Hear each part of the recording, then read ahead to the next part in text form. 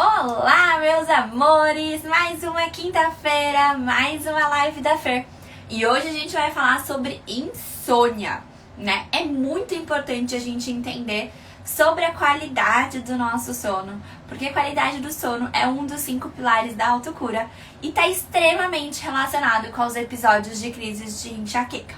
Pra quem é novo por aqui, não sabe como funciona, toda live da Fer, na quinta-feira, e todo Fer Me Explica, na segunda-feira, a gente assiste acompanhado da nossa garrafinha de água pra gente bater a nossa meta hídrica. Então quem tá com a sua garrafinha de água aí, já manda um coraçãozinho verde pra mim, verde de magnésio, pra eu saber que vocês estão aí comigo já nessa meta da ingesta hídrica. Se você é novo por aqui, não sabe como funciona, ainda dá tempo de você ir lá na sua cozinha, pegar 2 copões de água pra gente bater juntas a meta hídrica ao longo da live, beleza? Enquanto o pessoal vai entrando, queria pedir pra vocês deixarem o like de vocês pra ajudar a distribuir a nossa live pra mais gente. Assim, cada vez mais pessoas vão conseguindo entender melhor sobre o teu corpo e sobre suas crises de enxaqueca e vão passar a fazer mudanças de hábito ao invés de ficar se entupindo de remédios. Boa! A Regina tá com essa garrafinha de água aí, vamos lá!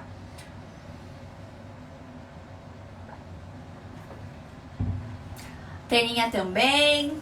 Vamos lá, gente. Antes de mais nada, é meio óbvio algumas coisas, mas vamos deixar claro aqui, então, que eu queria que vocês contassem aí pra mim quem de vocês sofre com insônia. Bom, a gente precisa lembrar que insônia não é aquela coisa só de você deitar na cama e não conseguir pegar no sono, tá? A gente tem alguns tipos diferentes de insônia e é importante que a gente tenha em mente quais são esses tipos. Isso vai ajudar a gente a entender o que é que pode estar por trás dessa insônia, tá bom? Então, conforme vocês forem se identificando, vocês vão contando aqui pra mim. A gente sabe, então, que a gente tem, por exemplo, aquela insônia que a gente chama de insônia inicial. Como é que acontece a insônia inicial? Boa noite, meus amores. Como é que acontece a insônia inicial? A insônia inicial, ela acontece da seguinte forma. A gente tem, então, a gente vai lá pra cama, tá na hora de dormir. A gente vai, deita na cama e rola, não consegue pegar no sono. Normalmente, a gente acaba dormindo, né, de uma forma rápida. Isso é o normal. Deitou na cama, dormiu. 15 minutos depois que você tá deitado, 20 minutos no máximo, você tá dormindo. Se isso não acontece, já é um sinal de alerta. Boa noite, Adri, boa noite, Ká. A gente sabe, então, que se você é aquela pessoa que deita na cama e demora muito para conseguir pegar no sono, você tem, então, o que a gente chama de insônia inicial.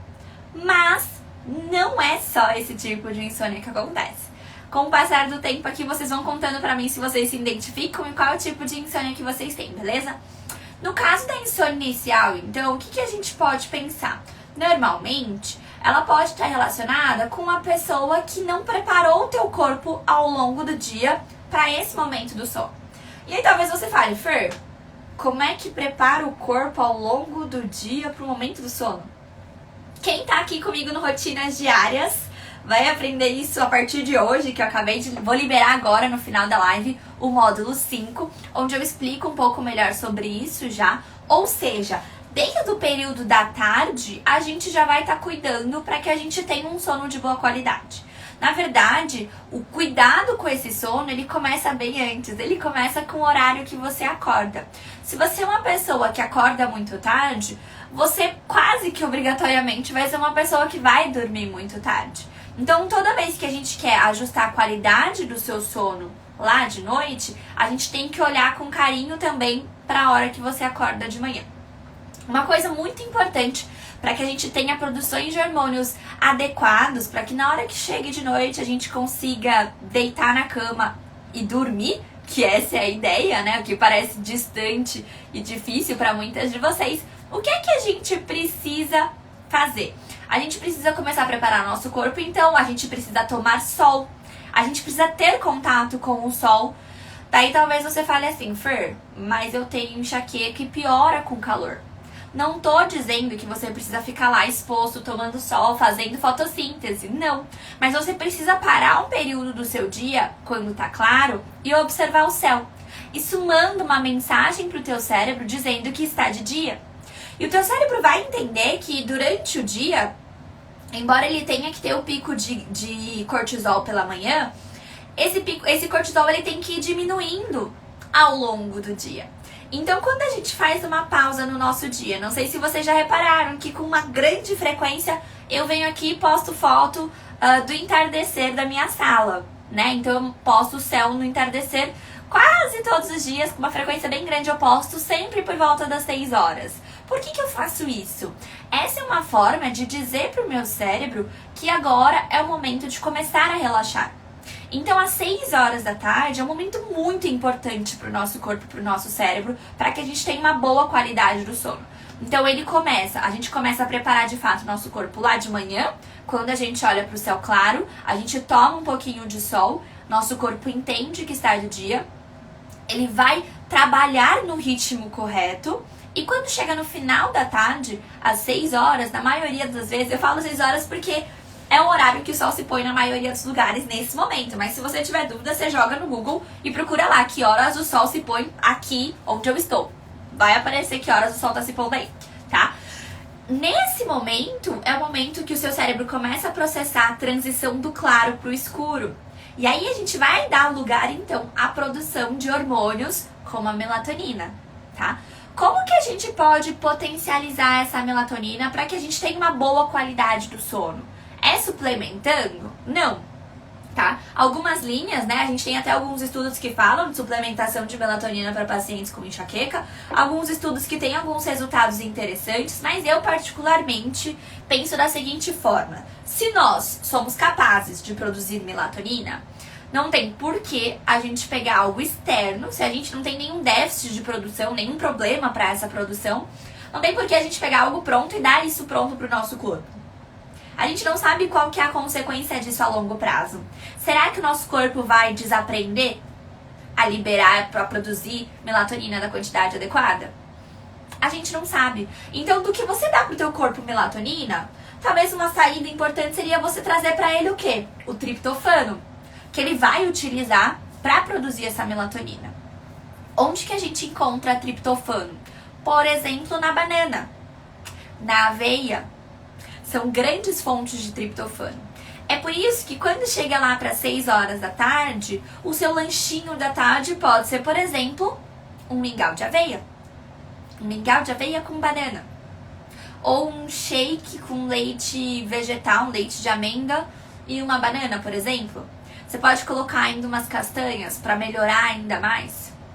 Então, essas são algumas estratégias que você vai estar trazendo para o teu corpo para ele entender que ele precisa produzir melatonina, que está chegando próximo da hora de descansar. Para além disso, algumas outras coisas vão servir também como mudanças de hábito para melhorar a qualidade desse seu sono e eu vou trazendo conforme a gente for falando dos outros tipos de insônia. Então, para quem tem essa insônia inicial, aquela pessoa que na hora que deita na cama rola e tem muita dificuldade de dormir, a gente tem que olhar para isso, tá? A gente tem que olhar para como é que tá a sua exposição ao sol ao longo do dia. A gente tem que estar olhando como é que você tá preparando o teu corpo para esse momento a nível de produção de hormônio mesmo, tá, gente? Não adianta, se o seu cortisol tá muito elevado nesse período das 6 horas, o nível de estresse tá muito elevado, o nível de ansiedade tá muito elevado, vai ser muito difícil que você consiga deitar na cama e dormir às 9, 10 horas da noite, por exemplo, tá? E aí, o que a gente pode fazer, por exemplo, se o seu caso é uma ansiedade ou um nível de estresse muito elevado? Os exercícios respiratórios, eles vêm como uma boa ferramenta que a gente pode utilizar, tá? A gente pode praticar algum nível de meditação, por exemplo, também vai ajudar muito nesse quadro. Fora o uso de alguns chás relaxantes, tá? Então, a gente tem, por exemplo, o chá de melissa, a gente tem o chá de camomila, a gente tem o chá de lavanda. Alguns exemplos aí que a gente pode estar utilizando para ser mais um calmante do nosso corpo a partir das 6 horas da tarde. Isso vai ajudar o nosso corpo a entender que daqui a pouco tá na hora de dormir. Para além disso, ter uma rotina. Alguém já até comentou aqui, ter uma rotina. Dormir todos os dias e acordar todos os dias no mesmo horário. Não importa se é sábado, domingo, feriado, tá? É importante pro nosso corpo ter essa rotina. Pra quem tava comigo no aquecimento do Rotinas Diárias, eu falei um pouco sobre isso. Pra quem tá no Rotinas Diárias comigo, já assistiu a aula de cronobiologia, sabe do que eu tô falando, tá? A rotina é importante para que a gente consiga alinhar os nossos reloginhos internos e externos. A Rafa tá comentando aqui que se ela toma chá de noite, ela acaba acordando pra ir no banheiro no meio da noite. A gente vai falar sobre acordar também. Mas o que você pode usar como estratégia, Rafa? Antecipa o horário desse chá. Tome esse chá às 6 da tarde. Se você tomar o chá às 6 da tarde, até a hora de você ir dormir, você já vai ter feito xixi, então muito provavelmente você não vai acordar por conta desse chá. Um grande erro que a gente comete é querer fazer esse chá meia hora antes de dormir. Aí sim a gente vai acordar no meio da noite pra fazer xixi, tá bom? Tenta essa tática e depois você volta aqui pra me contar como é que foi pra você, tá? Vamos lá. A gente tem também, então, aquelas pessoas que elas deitam na cama, elas até dormem rápido, mas elas acordam no meio da noite. Quem aí é dessa galera que acorda no meio da noite?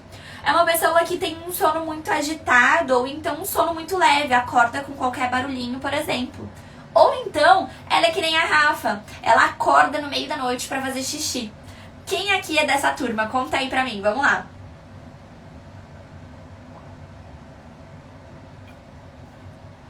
Tem uma galera que acorda no meio da noite, hein? Vamos lá, gente. Qual que é o grande problema da gente acordar no meio da noite? Esse sono fica picado, né? E como é que a gente vai ter uma boa produção de melatonina? Como é que a gente vai consolidar a memória? Como é que a gente vai recuperar o nosso corpo? Como é que a gente vai fazer todas as sínteses necessárias durante a noite de sono se a gente tá com sono picado?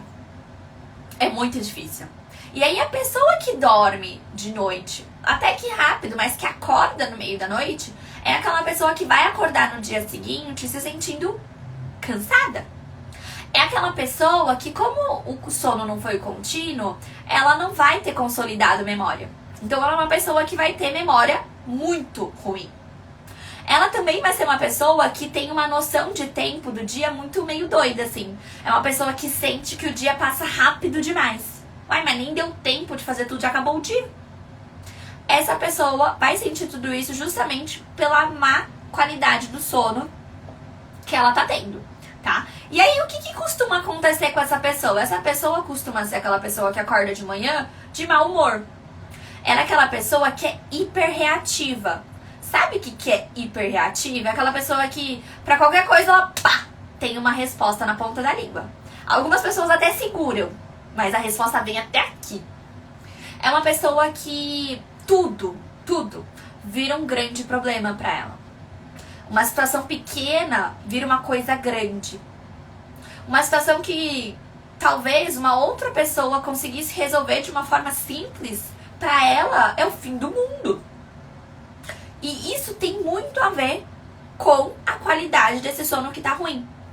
Fer, e por que essa pessoa acorda no meio da noite? O primeiro motivo mais comum é justamente pra fazer xixi. Das meninas que comentaram aqui que acordam no meio da noite, quem acorda pra fazer xixi, tá?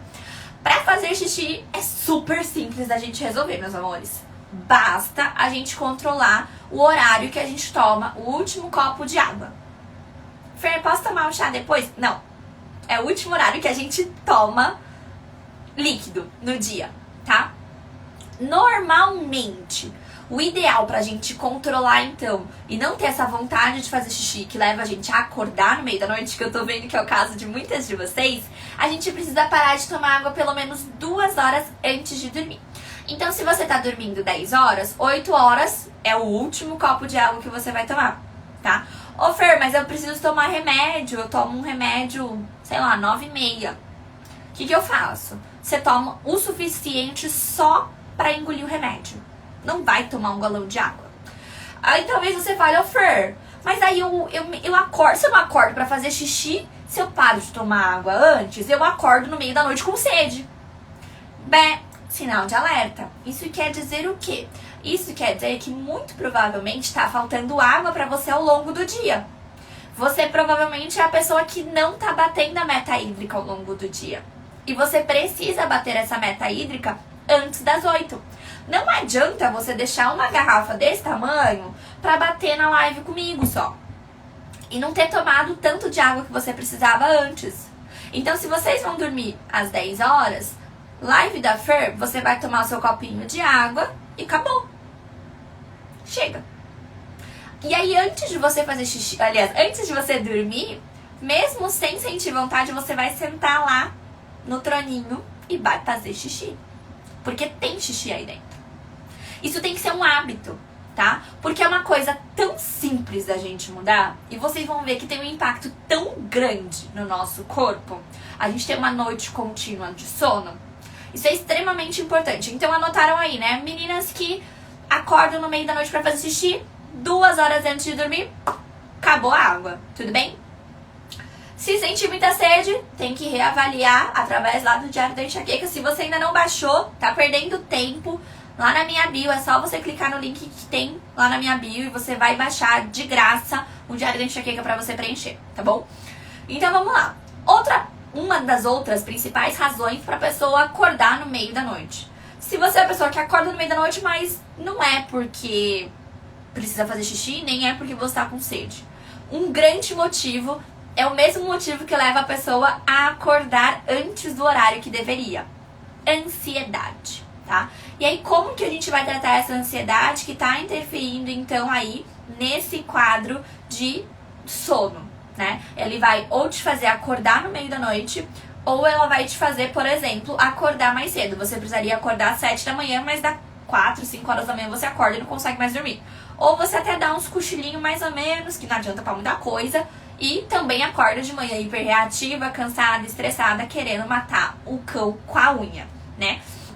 O que a gente precisa fazer? Pra gente melhorar a questão da ansiedade, a prática regular do exercício físico é extremamente importante. Fer, eu faço tipo que horas? Tipo umas 6 horas da tarde? Não. Idealmente você vai fazer pelo período da manhã. É o período que o teu corpo tá mais propício a aceitar bem esse exercício físico e aproveitar todos os benefícios desse exercício físico. Ô Fer, mas tá pandemia, não tá podendo sair, eu vou fazer o quê? Não dá pra fazer nada em casa. Para as meninas do Rotinas Diárias, já vou dar um spoiler. A gente vai ter um dos nossos encontros, uma super aulona de yoga para vocês aprenderem a fazer em casa. Então não vai ter desculpa de não consigo fazer exercício porque estou presa em casa, beleza? Para quem não tá conseguindo fazer exercício, gente, uma simples caminhada pode ser feita dentro de casa.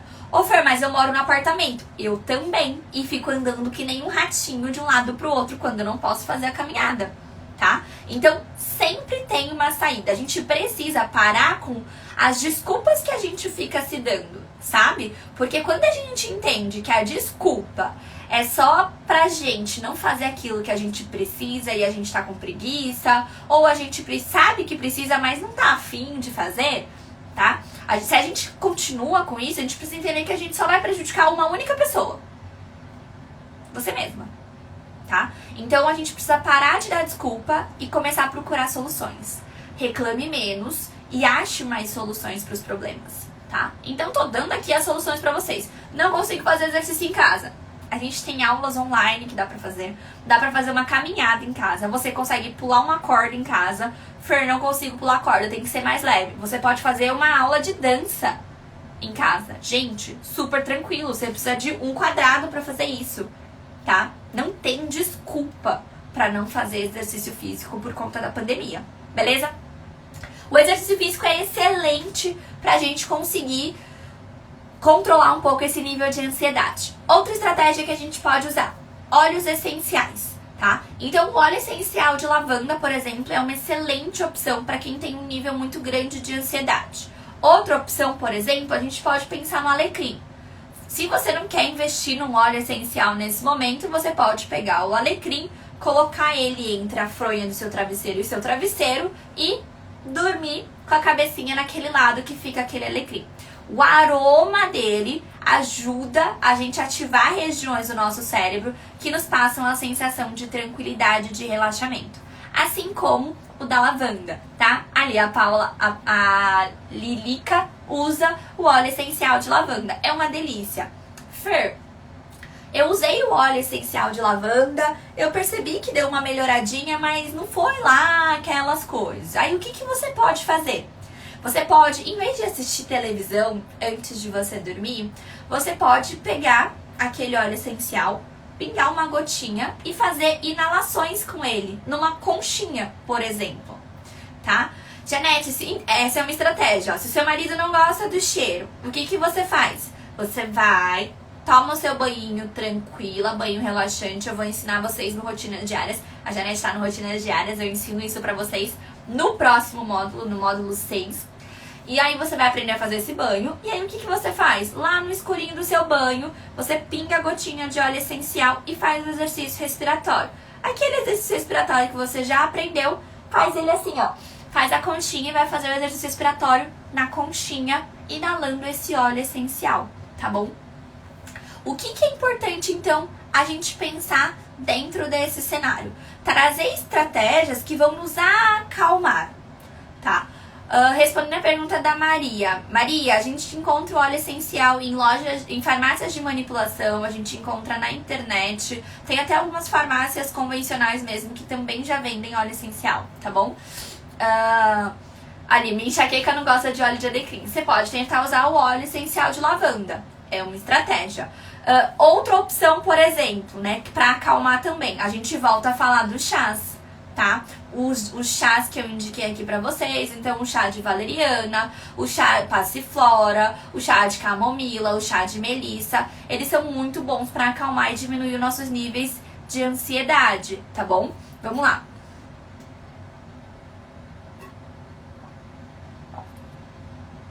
O que a gente precisa pensar então? Bom, a gente falou daquelas pessoas que elas acordam, elas têm dificuldade para pegar no sono. A gente falou daquelas pessoas que acordam no meio da noite e, ao mesmo tempo, por conta da ansiedade, existem aquelas que vão acordar mais cedo do que deveriam, tá? Então, precisa acordar às 7 e vão estar acordando às 5. Para esses dois últimos grupos, a ansiedade normalmente é um dos principais fatores relacionados. Então, a prática do exercício físico, exercícios respiratórios e chás relaxantes são algumas das estratégias que a gente pode utilizar para começar a melhorar esse quadro. Agora, vamos entender assim, ó. Você pode pensar assim, Fer, eu não tenho insônia. Eu deito na cama, eu durmo. E eu acordo no dia, eu durmo direto, eu não acordo durante a noite. Só que eu acordo me sentindo cansada. Por que isso está acontecendo? Porque o sono, um sono de boa qualidade, ele não está relacionado só a quantas horas de sono você dormiu. Ele não está relacionado só se você teve um sono contínuo ou um sono picado. Ele está relacionado também em como é que o seu corpo conseguiu trabalhar nesse momento enquanto você estava dormindo. Por exemplo, se você dorme com a televisão ligada, quem aí dorme com a televisão ligada? Porque o marido do lado tá assistindo TV, ou porque você dorme, fica assistindo televisão até pegar no sono e aí acorda no meio da noite pra desligar a TV, ou porque o filho fica assistindo desenho e você tá lá na cama com seu filho. Quem faz isso, quem dorme com a televisão ligada, vai interferir muito no seu processo de regeneração tecidual, vai interferir no seu detox. Por quê? Porque o nosso corpo, um dos últimos órgãos do nosso corpo sensoriais, assim, que desligam quando a gente dorme, que diminuem a atividade dele quando a gente dorme, é a nossa audição. Então a gente pode estar dormindo e achando que, nossa, que maravilha, tô aqui relaxando. Mas se a gente tem o barulho, o nosso corpo ainda fica ligado. Ele não desliga totalmente. Ele não foca no que ele precisa para esse momento. E aí, como consequência, você vai acordar ainda se sentindo cansado. Porque você não conseguiu reparar tudo que você precisava durante essa noite de sono. Não foi um sono reparador, tá? Vamos lá então, gente. E aí talvez você fale assim, Fer, mas qual que é o impacto que a qualidade do sono tem na enxaqueca? Qual que é a relação? Ela vai ter essa relação de diversas formas. Uma dessas formas a gente já trouxe aqui. Se você tem uma má qualidade do sono, você acorda irritada, cansada, hiperreativa. Como consequência, seu nível de estresse, ó, lá em cima já. Daí, qual qualquer coisinha, qualquer pinguinho que caia fora do copo, pá! Crise de enxaqueca. Porque você já tá lá no seu limiar de estresse. O seu corpo já tá total beirando o desequilíbrio. Por conta da sua má qualidade do sono.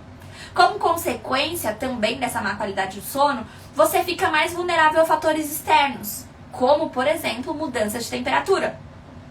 Como, por exemplo, umidade. Baixa umidade do ar também pode ser gatilho de crises de enxaqueca.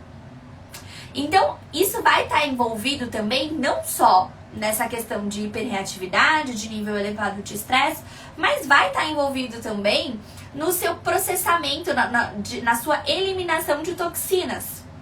Quem aqui estava comigo, sinaliza aí pra mim, quem aqui assistiu o aquecimento do Rotinas Diárias da Enxaqueca? No aquecimento, eu dei uma aula onde eu expliquei como acontece o adoecimento e eu falei sobre o acúmulo de toxinas. Se a gente não faz um bom detox, eu vou chamar de detox, mas é a eliminação de toxinas, tá, gente? É só pra ficar mais fácil de falar, mais curto, tá? Então, se a gente não faz um bom detox, e quando acontece esse detox? Esse detox acontece de noite. Em que período da noite? Vamos ver as meninas do Rotinas Diárias aí que assistiram a aula já. Em que momento da noite que acontece esse detox? Em que parte da noite acontece esse detox? Que horas?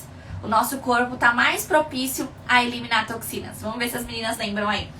Quando a gente não tem uma boa qualidade do sono, a gente não vai ter esse bom detox, essa boa eliminação de toxinas. E o acúmulo de toxinas vai resultar, então, no quê? Num desequilíbrio dentro do nosso corpo, favorecendo o surgimento das crises de enxaqueca, tá? Então, é por isso que muitas coisas do sono... Boa, Paty! Paty vai ganhar medalhinha de ouro, a Aline também, a Carla também, arrasaram. É isso, tá? Durante das 10 da noite às 2 da manhã é o período que o nosso corpo elimina toxinas. Então, se você tá acordado das 10 da noite, nesse período entre 10 e 2 da manhã, já era. Você já perdeu uma boa parte dessa eliminação de toxinas. Sua eliminação de toxinas já vai estar comprometida. E aí, como consequência, o que é que vai acontecer? Acumula toxinas. Acumulando toxinas, a gente favorece, então, uma inflamação no nosso corpo. A gente favorece o adoecimento, a gente favorece o surgimento de crises de enxaqueca. É por isso que uma das melhores formas da gente melhorar a insônia é tentando dormir cedo. Agora, não adianta você que ainda tá total desequilibrada querer colocar na cabeça que você precisa estar 9 horas na cama para dormir às 10. Porque você não pode ficar 1 hora rolando na cama antes de dormir. Ao mesmo tempo que não adianta você que tem problemas com sono, você trabalhar sentado ou deitada na cama. Você usar a sua cama para assistir filme. Você ficar deitada na cama pra ligar pro namorado, pra mãe, pro vizinho, pro filho. Não adianta. Porque o seu cérebro precisa entender que a sua cama é um momento de descanso. Se você usa a sua cama pra fazer outras coisas, seu cérebro não vai entender que quando você deita é um momento de você descansar. Então, se você deita na cama e percebe, passou 20 minutos, meia hora e você ainda tá lá com o zoião aberto, o que você tem que fazer? Você tem que sair da cama. Saia da cama. Vá pra sala. Mas não vai ligar a televisão. Porque a gente sabe que esse excesso de luz azul que vem da televisão, vem do celular, vem do notebook, por exemplo, ele também é estimulante. Ele manda uma mensagem pro nosso cérebro de que está de dia e o nosso cérebro fala que descansar o quê? Tá de dia, ela precisa trabalhar, ela tem um monte de coisa pra fazer.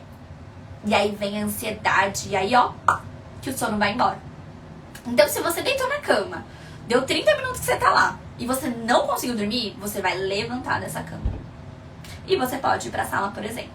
Fer, eu posso ler antes de dormir? Para algumas pessoas vai funcionar. Para outras, não. Por quê? Para aquelas pessoas que são mais ansiosas, o que acontece? Você tá lá bonitinha lendo. Aí, daqui a pouco, você fecha ali e fala, pronto, cérebro, desligue. Não vai acontecer. A gente tem que saber também escolher o tipo de leitura. Se você não é uma pessoa tão ansiosa, você pode se beneficiar da leitura antes de dormir. Mas que tipo de leitura você vai ter? Você vai ler algo que estimule muito o seu cérebro? Você vai ler um romance policial? Você vai ler Como Ganhar Dinheiro em 7 Dias? Não. Você tem que ler algo que seja relaxante.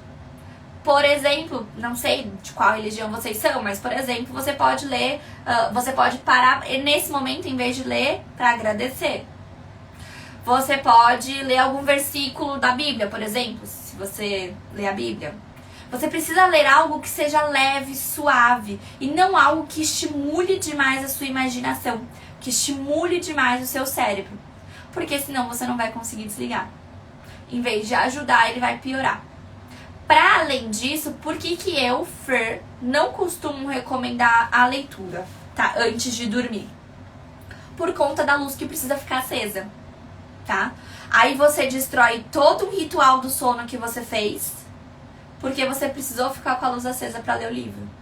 Eu prefiro muito mais que, se você não está com sono, você não deite na cama ainda, você fique na sala, mas você fique na sala no escurinho, só com a luz do corredor, por exemplo, acesa, ou de um outro quarto acesa, ou a da cozinha acesa, intercalando, né, os cômodos para que a luz da casa não fique toda acesa. Primeiro, que poupa energia. Segundo, que ajuda seu cérebro a entender que tá de noite. Eu prefiro que você fique lá do que você fique no quarto com a luz acesa lendo. Você vai estar estimulando o seu cérebro ainda. Você tá mandando a imagem visual da claridade e ele vai entender que tá na hora de trabalhar, não tá na hora de descansar. Tá? Então, essas são algumas das principais estratégias que a gente pode utilizar quando a gente tá falando de uma questão da insônia. Então, vamos lá. Além disso,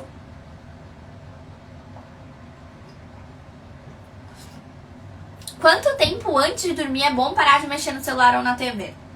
Pelo menos 1 hora antes de dormir, eu recomendo que as minhas pacientes e que as minhas meninas não tenham contato com a luz azul, tá? Então, televisão, celular, tablet, notebook, afins, tá bom? O que a gente precisa pensar dentro desse cenário também? Então, se você é uma pessoa que acorda já sentindo dor, por exemplo, pode ter uma relação com essa má qualidade do sono.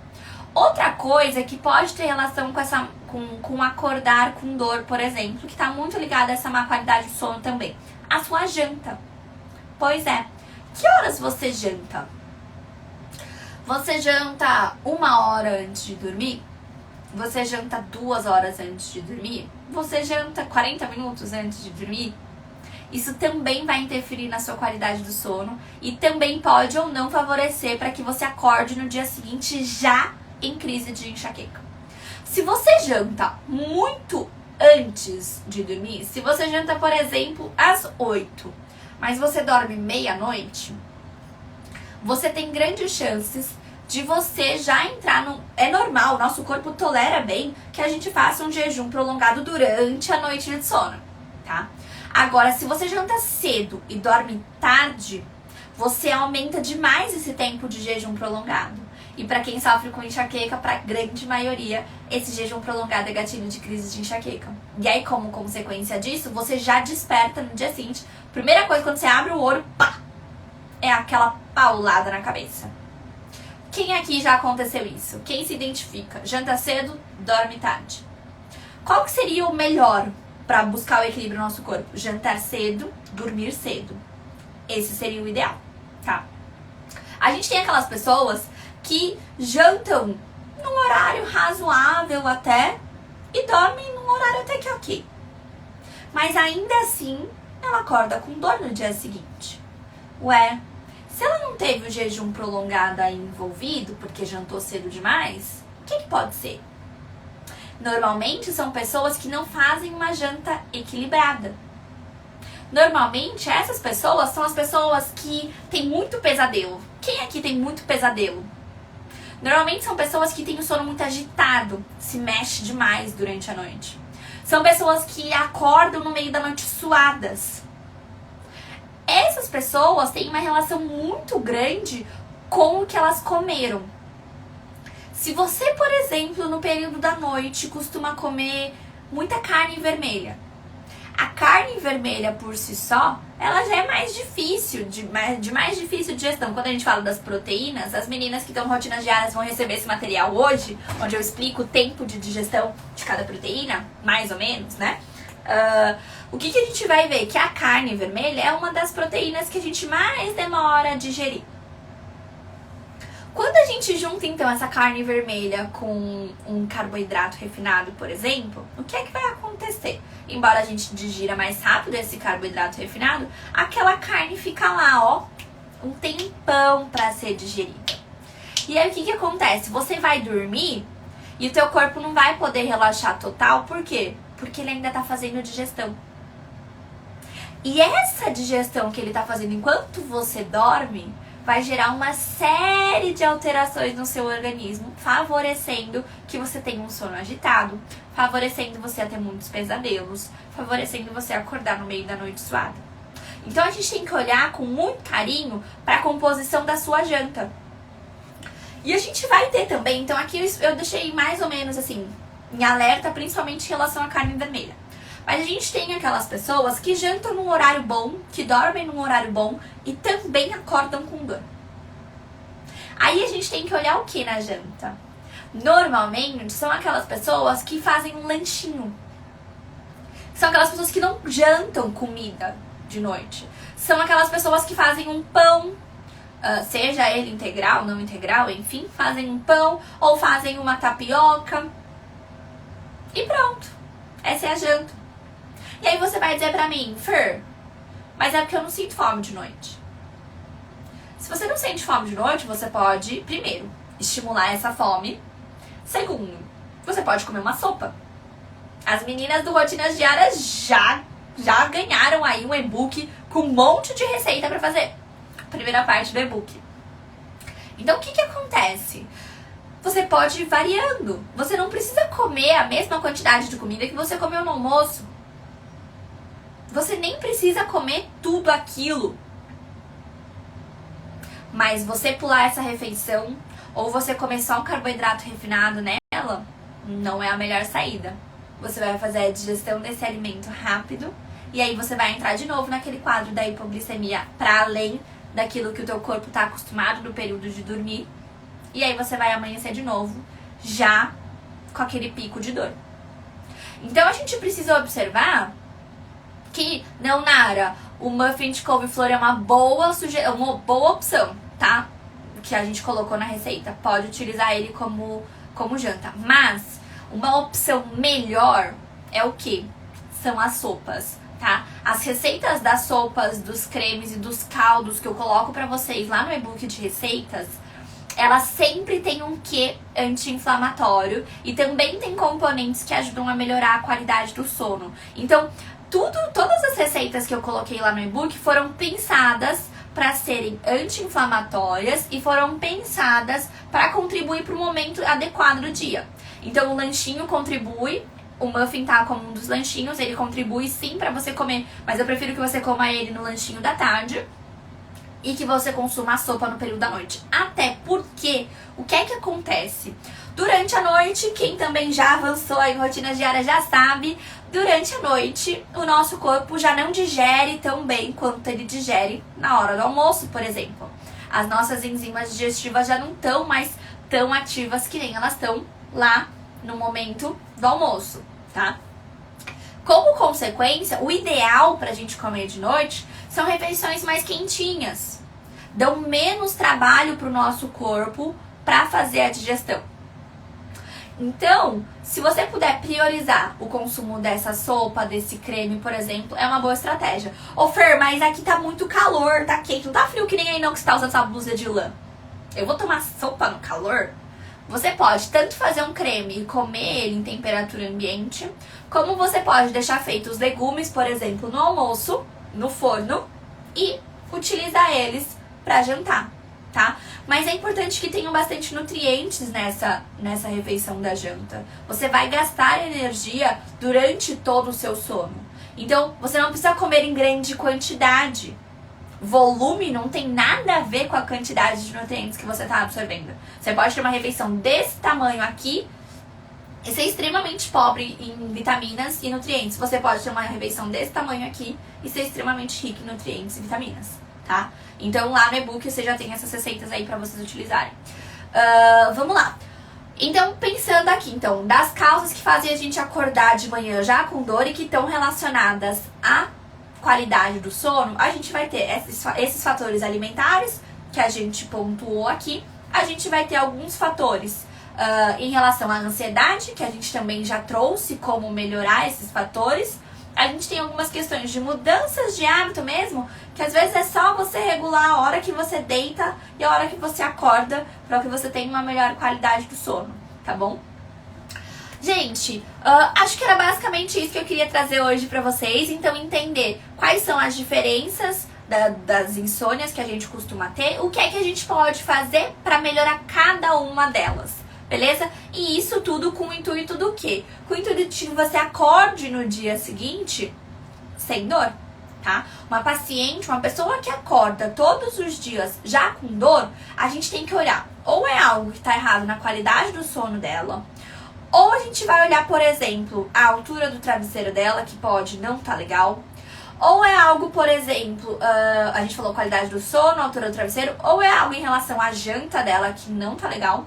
Ou é algo basicamente envolvendo ansiedade, tá? Então essas são as principais coisas que estão envolvidas aí quando a gente fala de uma paciente que tem problemas de sono e que acordam já no dia seguinte com dor, tá? A Mirella perguntando, e quando acorda meia-noite com dor? Nossa, ela ainda é precisa, hein, Mirella? Meia-noite com dor. O que acontece? A gente tem o que a gente chama de cefaleia hípnica. Nesse quadro de cefaleia hípnica, a pessoa é despertada no meio da noite com um quadro de dor. Eu vou falar um pouquinho sobre ela, tá? Isso, faltou isso mesmo. Faltou a questão do uso excessivo de analgésico. Eu vou falar um pouquinho sobre ela, faço um vídeo pra explicar um pouquinho sobre ela, tá bom? Então, falando sobre a questão do uso excessivo de analgésicos, esse é o quinto fator que está extremamente relacionado ao fato da pessoa acordar com dor todos os dias, tá bom? Então, as pessoas que fazem muito uso de analgésico, como a gente fez no vídeo, postei o vídeo já sobre isso? Não, vai ter vídeo essa semana sobre isso, sobre o uso excessivo de analgésico. Vocês vão entender quando a gente considera o uso excessivo de analgésicos. E dentro desse quadro, quando a gente utiliza muito esse analgésico, a gente entra num ciclo vicioso. Então aí a gente vai ter dor todos os dias. Você não consegue nem distinguir quando que a dor começa e quando a dor termina, porque parece que ela começou no momento X e nunca acaba, tá? Normalmente ela pode estar relacionada, então, com esse uso excessivo de analgésico ou com algo que esteja em desequilíbrio todos os dias, como, por exemplo, a qualidade do sono, tá bom?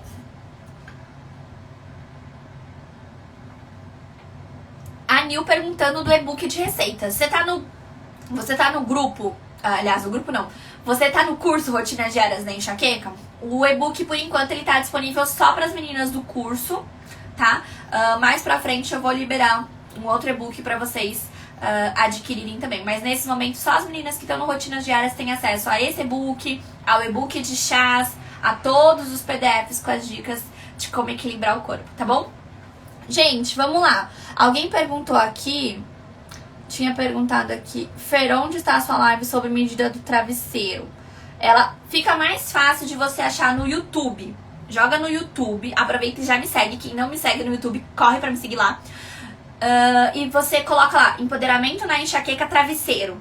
E aí você acha com uma facilidade assim, ó, muito grande, essa live onde eu ensinei a medir. Mas basicamente é isso aqui, ó. Você vai medir a distância da ponta do teu ombro até o começo do teu pescoço. Vai ser isso aqui. O seu travesseiro tem que ter essa altura mais ou menos, tá? Só que vai depender da densidade, tá? Então você dá uma olhada lá que eu explico melhor essa questão da densidade. A Bianca perguntando, você recomenda qual chá além de gengibre? Bom, Bi, você tá no Rotinas Diárias? Pra quem tá no Rotinas Diárias, eu vou subir o e-book de chás agora. Assim que acabar a live, vai ter e-book de chás com vocês, com 30 e tantas páginas, ensinando vocês qual chá pra cada situação vocês utilizam, tá? Respondendo a Bianca, não sei se ela tá no Rotinas Diárias ou não, Bianca, o chá, ele vai depender de acordo com o seu objetivo, né? se é um chá mais anti-inflamatório, se é um chá para uma questão intestinal, se é um chá para analgesia num quadro de dor, se é um chá para ansiedade, se é um chá para imunidade que não tá bacana e aí tá interferindo no surgimento das suas crises. Então, antes da gente saber o que chá a gente precisa tomar, a gente precisa entender qual é o nosso objetivo com esse chá, tá? E aí a gente precisa associar ele às mudanças de hábito também. A gente tem que levar em consideração qual é o momento ideal para tomar esse chá, porque tudo isso varia de chá para chá. Eu explico tudo isso direitinho no e-book de chás terapêuticos contra a enxaqueca, beleza? Gente, é isso. Deixa eu só ver aqui a Andréia falando. Estava em crise, tomei tanto comprimido cefalívio e não passou. Hoje fiquei só na base da água e chá.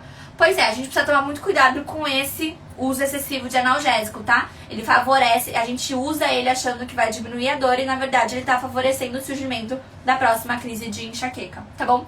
Meus amores, vamos lembrar então que a live fica disponível só por 24 horas para que ela se torne permanente, vocês consigam pegar todos os detalhes e assistir quantas vezes vocês quiserem. Eu preciso que vocês compartilhem, salvem e comentem essa live. Vocês já sabem, a nossa meta são 100 compartilhamentos, salvamentos ou comentários. A gente precisa bater a meta para que ela fique mais tempo, para que ela se torne permanente. Se a gente não bater a meta, 24 horas disponível, amanhã às 8h04 a live sai do ar. Beleza?